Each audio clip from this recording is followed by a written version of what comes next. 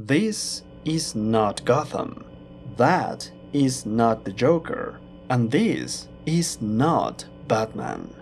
Those are the things I told myself back in the early 2000s when Batman Beyond was on television, and ever since then I have refused to watch that show. Even after rediscovering Batman the Animated Series and falling in love with the DC Animated Universe, I still went out of my way to avoid watching anything about Batman Beyond. It's just like Batman would say, "I've never seen that. I could never get past the title." Batman the Animated Series is the closest thing to a perfect adaptation, and I just didn't like that it was being replaced with a teenage Batman from the future and his high school adventures. It all sounded terrible to me.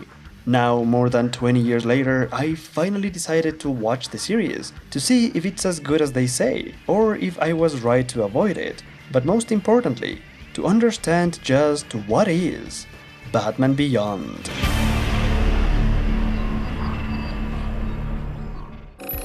Batman Beyond is an animated series released in 1999. It was created as a sequel to the most successful Batman cartoon of all time. Ever since Batman the Animated Series premiered in 1992, it became the best adaptation of the Batman mythos ever created, and it was one of the most influential animated shows all throughout the 90s, launching the DC Animated Universe, one of the most beloved franchises of all time.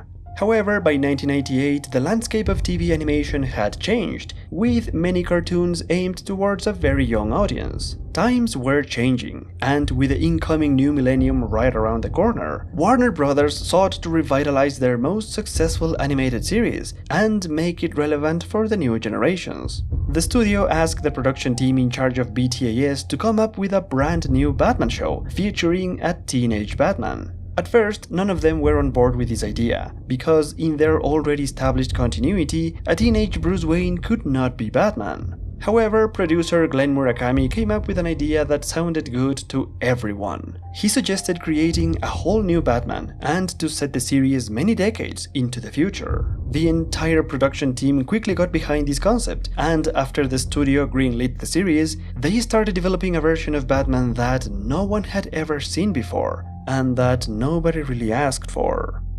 Except literally for the studio executives. The initial announcement of the new series created some mixed reactions among audiences and fans of the old series, who didn't really know what to expect. Eventually, Batman Beyond premiered in January of 1999, and against all odds, it gained a lot of fans as one of the most original shows of the DCAU.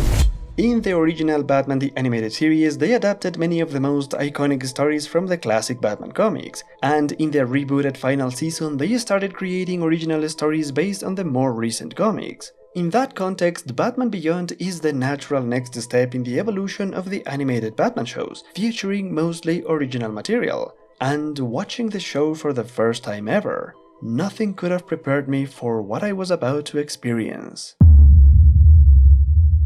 The first episode of the first season caught me completely off guard. Of all the versions of Bruce Wayne growing older and retiring from being Batman, this one struck me as the most unique and effective. In many of the possible futures for Batman in the comics, his retirement always happens as a result of something very positive or very negative. On the positive side, he usually finds love and overcomes his demons, giving himself a chance for happiness, and on the negative side, something terrible often happens, like the death of Robin or the exposure of his secret identity, which forces him into retirement. Compared to that, Batman Beyond starts many years into the future, with a Bruce Wayne well into his 50s who has started using a new Batsuit that allows him to keep going in his never-ending battle. However, in this last mission, even that is not enough. After suffering a mild heart attack in the middle of the fight, Bruce is forced to pick up a gun. And this is heartbreaking, as Bruce finally realizes that he can no longer be Batman, and without a choice, he turns out the lights on his entire legacy. Never again. And all of that happened just in the first 3 minutes of the first episode. I had never seen the future of Batman play out like this before. It's completely original and it feels so powerful because of how subtle and simple it is. Nothing groundbreaking happens that forces Bruce into retirement. It's just the fact that Bruce has gotten old, and his physical limitations start to compromise his integrity. His determination is still in the right place, but his body is no longer up to it, giving Batman a sense of humanity that I had literally never seen before. Most versions of an old Batman tend to idealize him as this perfect character who can find creative ways to keep going, despite his own human limitations. But this one is different, and it's a fantastic way to start the series. The story then moves 20 years further into the future, where everything is different. Gotham City has become a futuristic metropolis, with massive buildings and technological advancements that reminds me a lot of the futuristic city in the movie Blade Runner. This Neo-Gotham is run by the evil, powerful overlords of big corporations, and the new generation of Gothamites are constantly tormented by street gangs, like the Jokers, vandals who model themselves after the Joker. In the opening sequence, we see one young man standing up to the Jokers, and that's our introduction to Terry McGinnis, a high school student with an attitude who easily gets into all kinds of trouble. Terry is our main character, presented to us as this young man who tries to protect his girlfriend Dana and gets in trouble with the Jokers. As he tries to run away from them, he ends up taking a road outside of Gotham that leads straight to Wayne Manor, where an older Bruce Wayne helps him take down the Jokers. I really love this moment. Not just because old Bruce can still kick ass using a cane and the Jokers are literally the reason why Terry ends up becoming Batman, but also because while everything else had changed in Gotham, everything had been touched by technology and progress, Wayne Manor is the only familiar place which has avoided any sort of evolution, a place that has remained stuck in time, and now it looks like a haunted mansion, a mysterious old castle that overlooks Gotham at the top of the mountain, a place surrounded by darkness, shadows and mystery, and I love it. Wayne Manor is the only place in the new Gotham with this kind of dark atmosphere, and it's perfectly symbolic for when Terry crosses the threshold into an old, dark and forgotten world, as he helps the old Bruce back inside, where Terry accidentally finds the Batcave, becoming the first person to step into the place in over 20 years.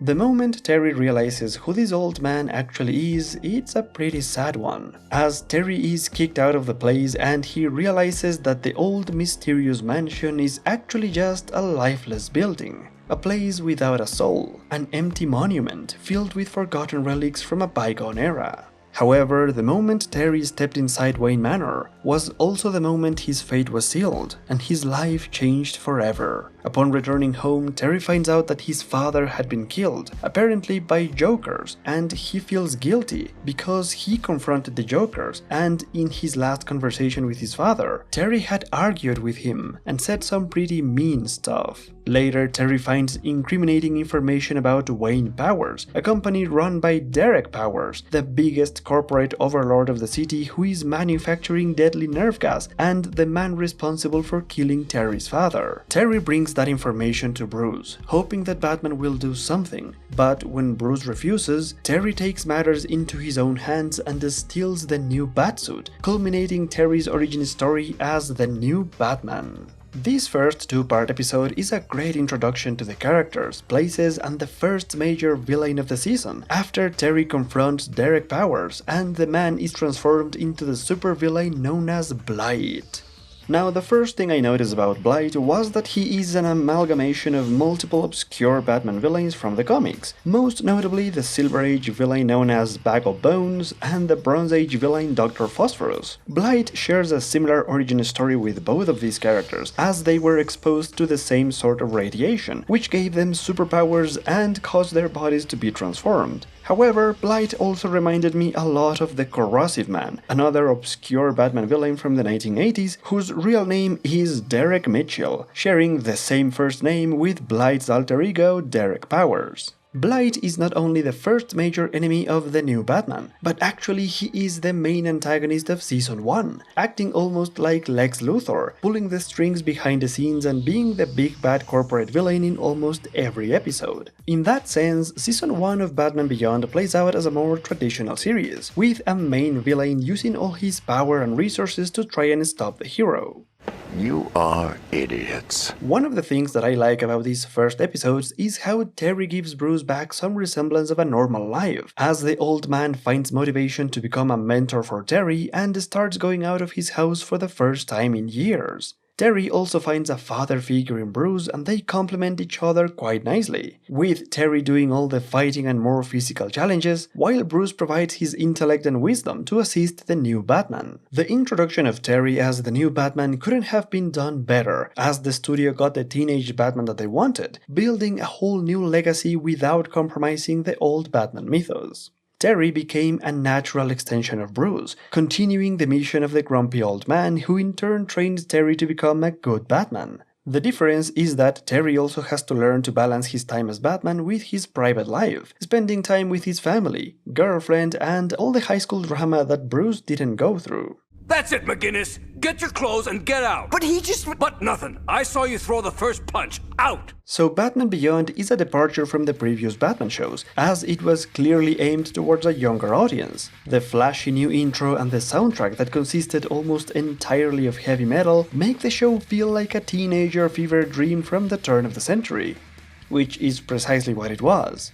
This is a Batman who drives a flying Batmobile, who gets his batarangs out of the wrists of his new cybernetic batsuit, which not only looks awesome, but also allows him to fly with retractable wings and jet on his boots, increases his strength, agility, and allows him to become invisible, giving him much more advantages than the original Batman ever had. In that sense, this Batman feels more like Iron Man, except that Terry didn't create any of these things, but rather it was Bruce. So technically speaking, anyone wearing the new Batsuit could be Batman, which begs the question, does the costume make the hero? A question that I hoped would be answered later down the line. In the following episodes, however, they started introducing new villains, some of which worked better than others. Ink was this fantastic new character that could turn herself into black liquid goo to infiltrate any place she wanted, even the Batcave, which created a great challenge for Terry and Bruce. But then there are also the lame enemies, like Willie Watt, a scrawny teenager who gets superpowers and uses them to confront the other teenagers that bullied him. Yeah, Willie Watt sucks. Fortunately, they also bring back Mr. Freeze, with a complete new redesign that was inspired by the character design created by comic artist Calais Jones only a few years back. The Mr. Freeze episode is one of the best of Season 1, culminating the tragic story of Freeze in the DCAU and showcasing Blight in action for the first time. And then they drop the episode Heroes, which to me is one of the most important episodes to understand Batman Beyond. The episode features a group of heroes called the Terrific Trio, who are clearly modeled after the Fantastic Four, with an Elastic Man, a Cloud Lady, and a Magma Dude that I like to call Lava Clayface. Now, the reason why this episode is important is because it shows us what it really takes to be a hero, contrasting the Terrific Trio with Batman and showcasing how the three of them don't really want to be heroes, while Terry does his best to live up to that ideal. In fact, in this episode we get an amazing homage to the iconic moment from the classic Spider-Man comics, with Terry lifting a massive machine to save the day, in the exact same way as a Spider-Man. And this parallel situation opened my eyes to the fact that Terry McGinnis is actually Peter Parker,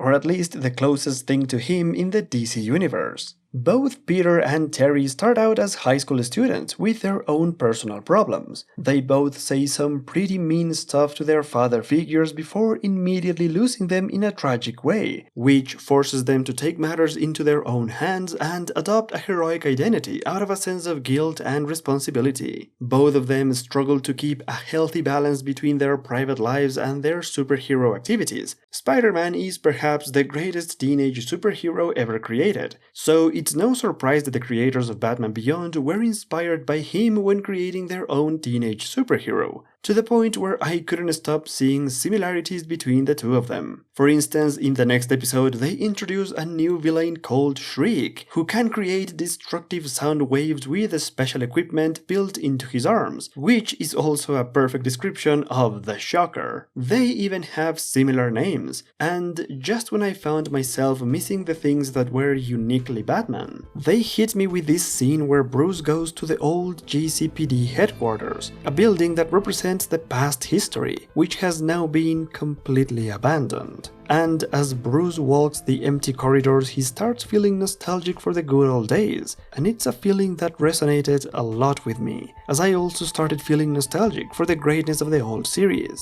But when Shriek destroys the GCPD and the building comes crashing down, the message is absolutely clear. The past is dead, and the show invites us to move on and enjoy the present in the future.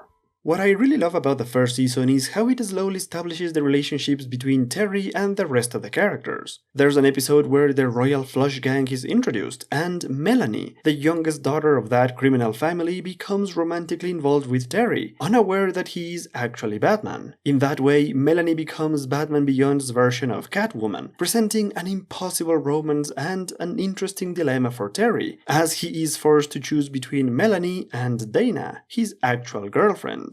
The episode is called Dead Man's Hand, and the emotional roller coaster that Terry has to go through leads up to a phenomenal ending with Bruce opening up to him about his past in one of the greatest moments of the entire series. Another excellent new villain is Spellbinder, a character who can create lifelike hallucinations, and who was loosely based on a forgotten Batman villain from the Silver Age, which is another thing I love about Batman Beyond, as it is a show where the more fantastic and science fiction villains from the past don't feel so strange and out of place. And everything I touch shall wither and die. One of the highlights of Season 1 is the episode where Bruce comes back one last time as Batman, using a bat armor that is clearly inspired by the future Batman from Kingdom Come. I love this because it stands as the biggest evidence that Bruce just can't let go, to the point where he built a massive robotic armor just to keep fighting as an old man, because that's how committed he is to his mission. This idea was even further explored in one of the final episodes of the season called A Touch of Curare, an episode where a deadly assassin tries to kill Gotham's district attorney, who is also the husband of Police Commissioner Barbara Gordon. One of the things I found very strange about Batman Beyond is how the original members of the Batman family never show up. We have absolutely no idea whatever happened to Alfred, Robin or Nightwing, as they are not even mentioned in Season 1. And that's why this episode is so interesting to me, because it features Barbara Gordon, the only member of the original Batman family that shows up until now. Barbara briefly explains how all of them eventually moved on with their lives and settled down, something that Bruce was not willing to do. Time comes when you gotta hang up the cape. But Bruce wouldn't. And I love that because it shows us what being Batman really means to Bruce. For everyone else in the Batman family, fighting crime is just an adventure, a chapter of their lives where they try their best to do something good. But for Bruce, this is what gives his whole life meaning. Being Batman is not just a phase, it's his whole life. So of course he can't settle down and leave it all behind. I have never been a big fan of the Batman family, because realistically, all of them will naturally move on and live normal lives when they grow old.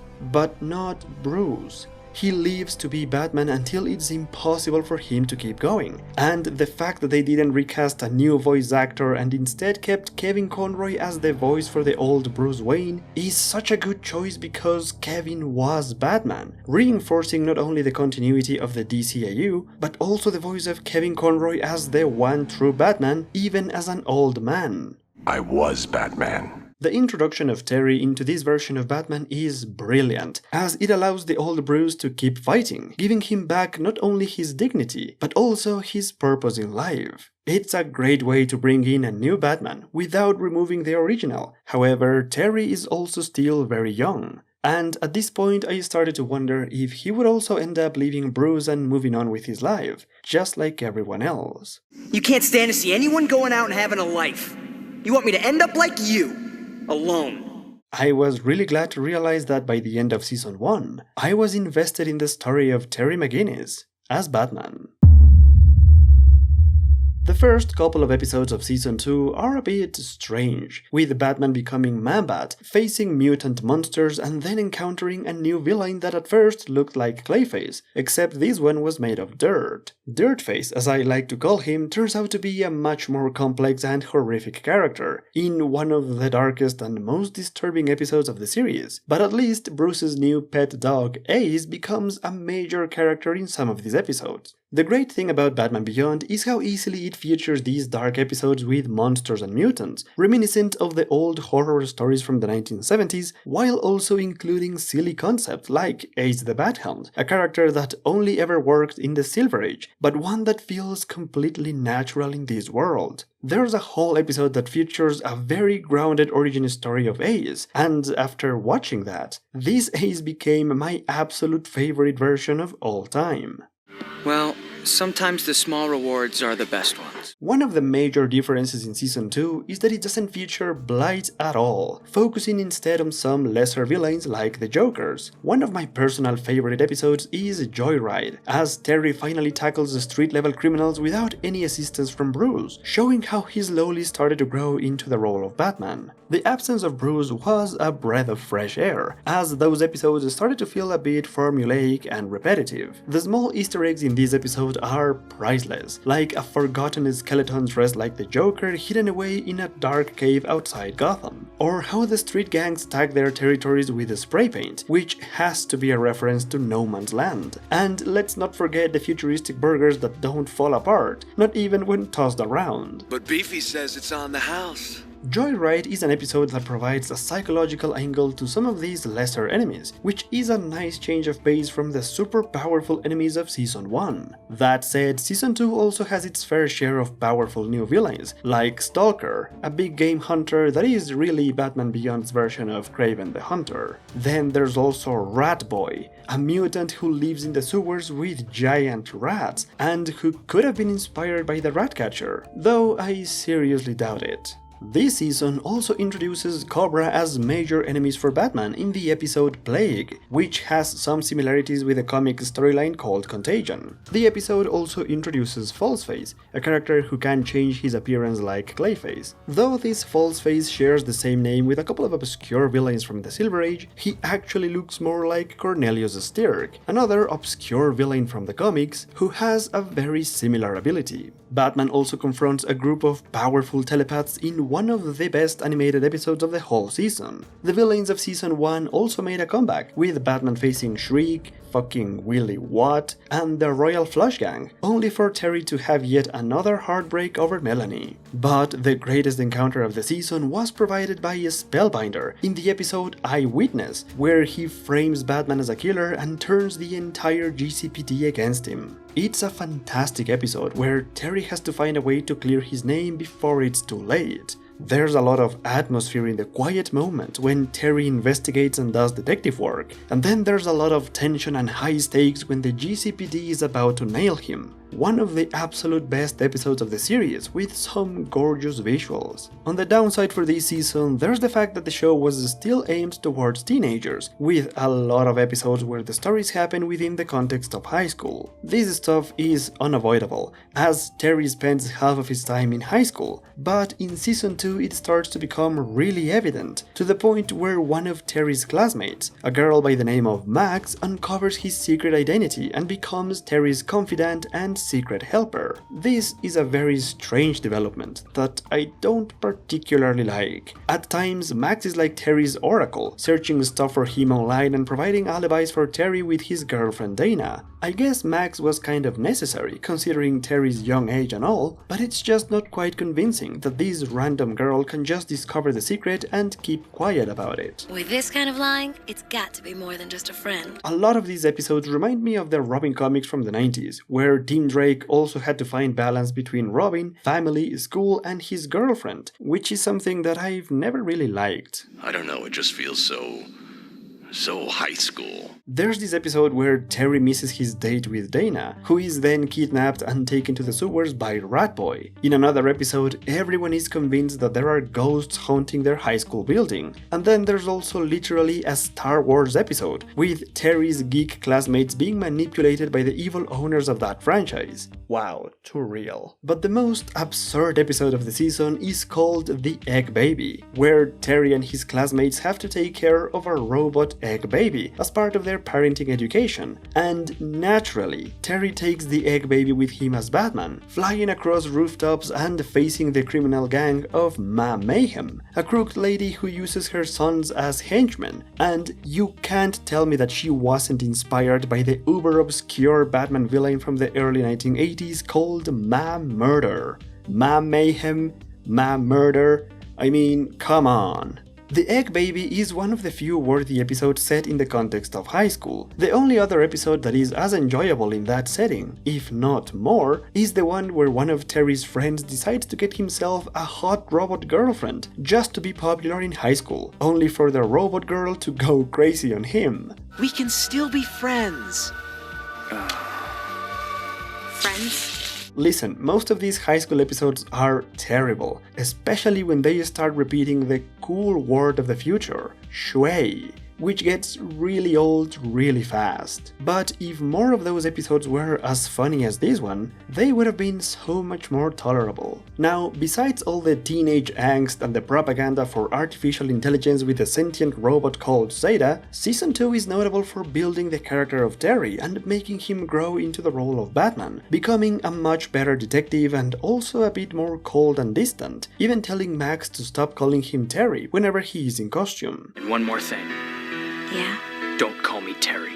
The strange thing about that is how Terry also becomes a better person outside of costume, expanding his social circle in high school and becoming a better boyfriend and a better brother. There's an episode where Stalker kidnaps Terry's little brother that showcases their relationship, as well as the episode about ghosts, where the two of them share a very poignant moment as they bond over the memory of their late father. And all of this seems to indicate that Terry is eventually going to grow out of being Batman, as he has a great support system that Bruce never had. Not only that, Terry also has a unique mentor, the original and greatest Batman, who guides him on his journey to become a hero, something that Bruce also never had. Terry becomes a healthier version of Batman, as Bruce guides him and prevents him from making the same mistakes he did. Now you sound like Batman. Terry learns to control his emotions and seriously commits to the role of Batman, as evidenced in the episode Lost Soul. In this episode, Terry's batsuit gets hacked and he is forced to confront the villain without a costume, making me change my whole opinion about Terry being just like Iron Man. In this episode, Terry shows us that his commitment and determination are the qualities that make him a worthy hero, not the costume. Sometimes I ask myself, is Batman just the suit or is he the man inside? The evolution of Terry's history in Season 2 was great. There were twice as many episodes, some of which were better than others, but the whole point of building the legacy and mythos of the new Batman has been working great so far, which made me eager to check the third and final season. Season 3 brings back a few characters like the Royal Flush Gang, Zeta, Ink, and the absolute greatest Mad Stan. They called him Mad, but this dude was right on the money more than 20 years ago. We're slaves to the machine, Batman! Someone's got to stop the madness! Though Season 3 also introduced a couple of new enemies, they are all mostly forgettable. For instance, there's an episode where Terry goes to train martial arts with an old sensei to improve his fighting skills, and he comes across this young dude who has been raised to become the leader of Cobra, and for that reason he doesn't know what a video game is and has never even tried pizza before. By the end of the episode, this guy goes insane, and I guess the lesson there is never trust anyone who hasn't had pizza or played video games. In all seriousness, the one new villain in Season 3 that actually makes sense is Big Time, a guy who used to be a friend of Terry when they were younger, but who has chosen a life of crime and his body is now completely deformed. Big Time is a character that looks a lot like Blockbuster from the comics, but who is more like the Two-Face of Batman Beyond, sharing a tragic origin that disfigured their appearance, and with Batman acting as a good friend who keeps hoping that he will eventually become a good guy, only to be let down every time he trusts him. Season 3 is all about taking away what little innocence and hope Terry has left. Although he is a lot more optimistic and bright than the original Batman, his constant exposure to the darkest side of humanity starts to chip away at his noble and naive view of the world, which is an inevitable consequence of being Batman. However, what really strikes me the most about Season 3 is how little focus there is on Terry. The best episode of the season is called Out of the Past, and it's literally a Bruce Wayne episode that starts out with Bruce and Terry attending a musical about Batman. That is as much funny as it is painful for Bruce to see his whole legacy turned into a joke. Later, Bruce goes back to the Batcave alone, but instead of brooding like he used to do, we see him looking at the pictures of the women he loved in the past, and this moment hit me like a ton of bricks. I mean, it's impossible not to feel sad for the old man who always denied himself a chance for happiness, and watch him looking back at his life in silence, contemplating maybe his humanity, his mistakes, the chances he never took, and how it's now too late. It's the most powerful moment of the entire show, and then the plot takes a wild turn when Talia shows up and offers Bruce a second chance at life, giving him a chance to be young again like her. Instead of focusing on Terry, this episode is an entire showcase of Bruce Wayne and his legacy, and the plot twist in this one is both shocking and disgusting, but in a good way, if that's even possible. And then there's also The Call, a two-part episode that introduces the Justice League for the first time, not only in Batman Beyond, but to the entire DCAU. This one also doesn't feel like a proper Batman story, as Terry joins the League and helps them defeat an alien invasion. And the series then comes to an end with the most random episode, where nothing relevant happens. Producer Bruce Timm has said that they didn't expect the series to end with Season 3, which is why they didn't think much about the last episode. But as it turned out, the studio and the creators moved away from the series, leaving the whole thing without a proper finale. I can only imagine the frustration of loyal Batman Beyond fans back then having to deal with this unfinished story. But it shouldn't come as a surprise. It was clear that in Season 3 the creators didn't have their hearts in the show anymore, as they focused back on Bruce Wayne, bringing back one of his most iconic enemies from the original series and making him young again, while also introducing the Justice League. It's absolutely clear that the creators really wanted to explore the regular continuity of the DC universe, which they ended up doing in the Justice League animated series after Batman Beyond was cancelled. It would really be a shame if this was all we got from Terry and his futuristic Batman, but fortunately Batman Beyond also got one of the most beloved animated movies in the entire catalog of the DC universe. Batman Beyond: Return of the Joker is one of the absolute greatest Batman movies of all time. Or at least that's what I had heard all these years. As you know, I had never watched this movie before, and I was curious to see what the hype was all about. Going in, I knew that the Joker would be part of the movie, although I didn't know how exactly they were going to bring him back. In the main series, they had only brought back 3 of the main villains from the original series. Mr. Freeze and Talia were brought back because they had access to some sort of immortality, and there was also Bane, although he was actually a very old man and he appeared for just a few seconds. But in the episode Lost Soul, there's an evil executive from Bruce's time who managed to transfer his conscience into a digital program, so that once he was dead, he could be reactivated in the future, where he could take over someone else's body. My first guess was that this kind of technology was going to be used to bring back the Joker, assuming of course that he is actually dead, since they never actually explained what happened to the Joker in the main series. My guess was close enough. I have to admit that I wasn't really a fan of the idea of bringing back the Joker, because this was supposed to be a new Batman with his own mythos and his own legacy, and using the Joker kind of negates this point. But then again, the Joker is perhaps the greatest villain of the DCAU, and I will never get tired of hearing Mark Hamill as the Joker. Oh, I never get tired of that. In Return of the Jedi. What?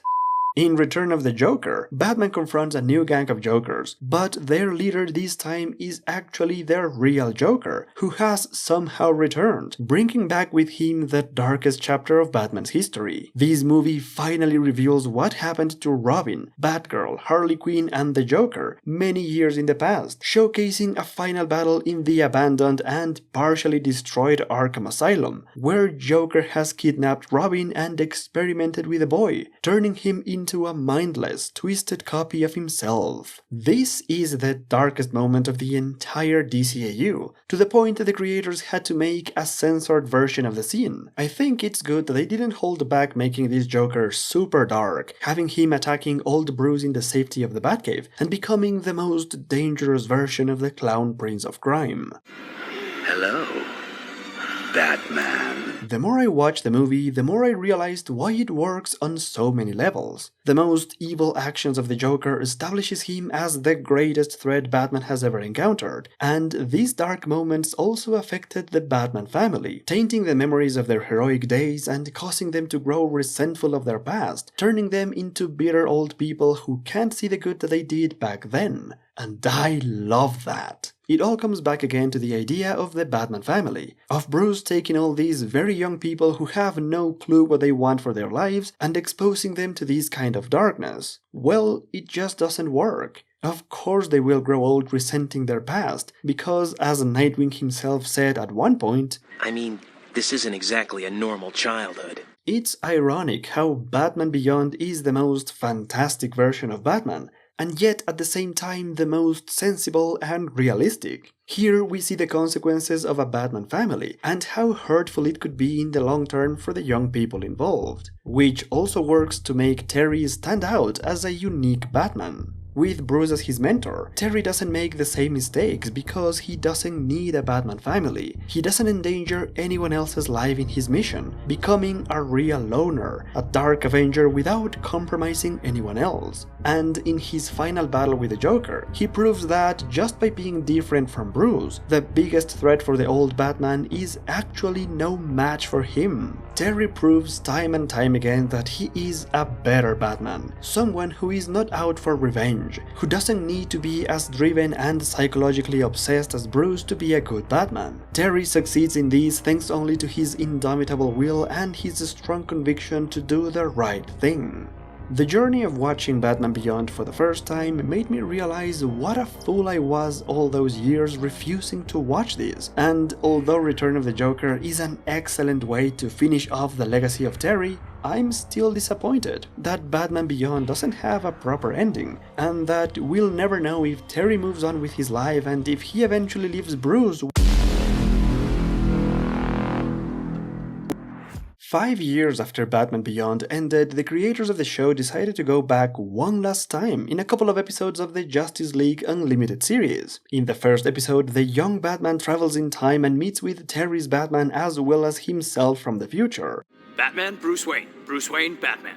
Or have you met? Not now! Though that's a great moment in itself, showcasing the amazing vocal range of Kevin Conroy, doing an incredible job of voicing two versions of Batman, the most relevant moment for Batman Beyond's history happens in the second episode. This one is called Epilogue, and it was meant not only as the finale of Season 2 of Justice League Unlimited, but the proper final ending to Batman Beyond. The story takes place many years into the future's future, with Terry well into his 30s as he discovers that he is actually the biological son of Bruce Wayne. This was all part of a plan by Amanda Waller in order to keep the legacy of Batman alive, and although she abandoned the project Batman Beyond before it was completed, Terry ended up becoming the next Batman anyways. Though that revelation is shocking and it gives us a sense of closure, the greatest thing about this episode is actually the fact that Terry finally becomes Batman under his own terms and not just as an extension of Bruce.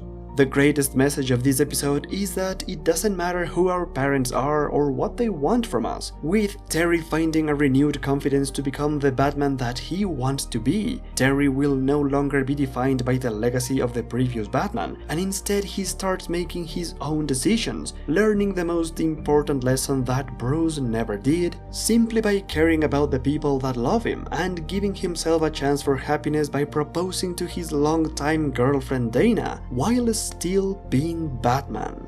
The final scene of this episode becomes a new beginning for Terry, as the Batman soundtrack that was only ever played before for Bruce starts playing for him, except this time in a heavy metal version, representing the start of Terry's own legacy as the Dark Knight, with this beautiful shot of Batman flying across Gotham that is an exact mirror of the opening shot of the very first episode of Batman the Animated Series, bringing the legacy of the animated Batman full circle and ending in the most perfect way possible.